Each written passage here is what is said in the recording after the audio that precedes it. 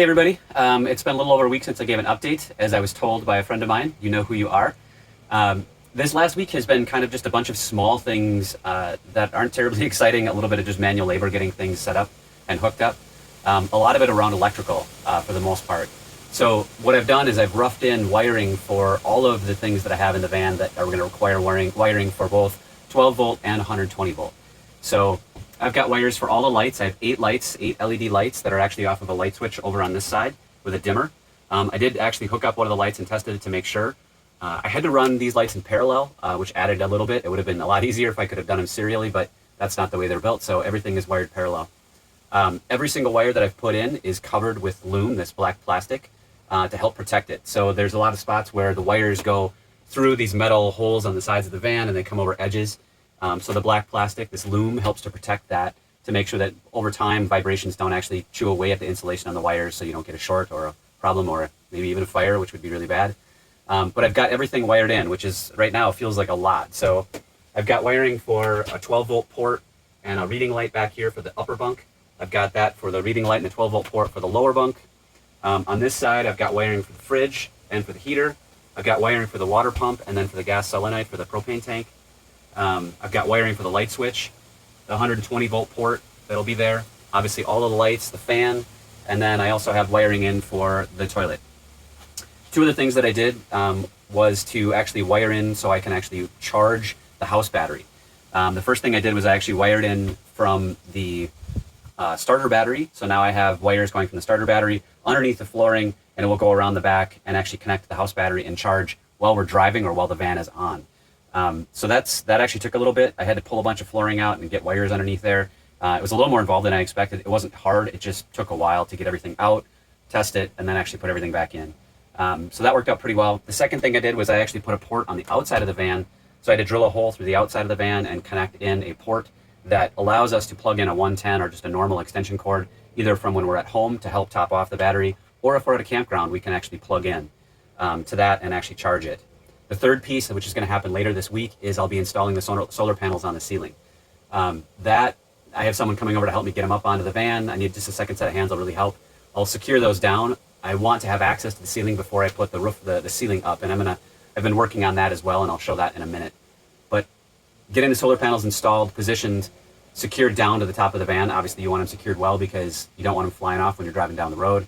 So I want to make sure I have access before I put any ceiling inside. I want to have access to the actual metal roof to make sure I can see that everything is working well.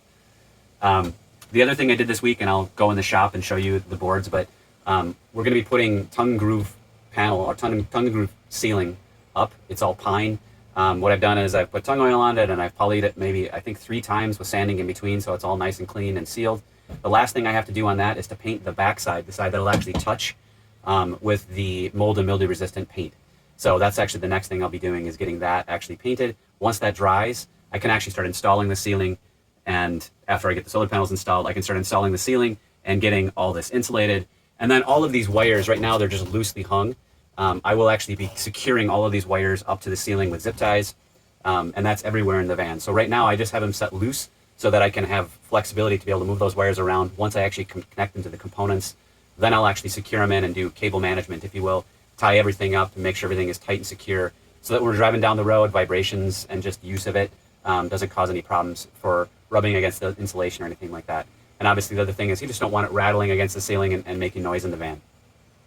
So those are the big things. So I'll take you into the shop now and show you the boards that are basically finished. I thought before I go into the shop, I'd show you the outside panel. So basically this is the plug that sits on the outside. It's got a rubber gasket that sits on top and a normal plug. We can plug into this and then we can actually charge the house battery. So this worked out pretty well. I wish I had bought it just a little bit lower so it wasn't so close to this edge, but I measured multiple times and was still off. The curves and the inside of the van and how you measure, honestly, it does make for problematic measuring. So I got close, it worked out. I did have a little bit up here where I put just a little lap sealant just to make sure there's no leak, but I think it's going to be totally fine. I actually ran water on it and I tested it and it looks like it's going to be good. So here's the tongue and groove pine. What I did is I actually tongue oiled the entire board, both front and back. And then I let that dry, and while that was drying, I went out and I worked on the electrical things I was describing before. And then once that was dry, I came back and I put a coat of poly on all of it. and just on the side that's going to show for the moment. And then while that was drying, I went out and worked more on the electrical. I came back, I sanded it, polyed it, sanded it, and did a third poly on it. And it turned out really nice. It's really nice and smooth, and it should be really, really protected. The last thing I need to do is actually flip them over and paint on the back side with the mold and mildew resistant paint. I actually meant to do that first, but I guess it doesn't really matter, but that's kind of where it's at right now. So that's what I got to do. I got to flip them all over. There's a whole other set over here on the right-hand side that I have to do. So I am probably just going to throw a podcast on and hopefully get this all painted in the next hour or so. After that, the next steps, like I said, will be hopefully you'll see videos of solar panels installed and actually charging our house, the house battery, which would be fantastic. And then immediately after that, the ceiling will start to go up. And as the ceiling goes up, kind of two things have to happen at the same time, or three, I guess. One, I need to install the boards, and I'll be insulating at the same time, and I'll be wiring in and securing and doing that cable management on all of the 8 lights that go into the boards. So I'm kind of excited about that part because it's going to change the way the vehicle looks. I think you really start to get the feel for how it's going to look inside the van. So that'll be a nice milestone to hit. But time to get to the painting of the backside of all these boards. So there's the update.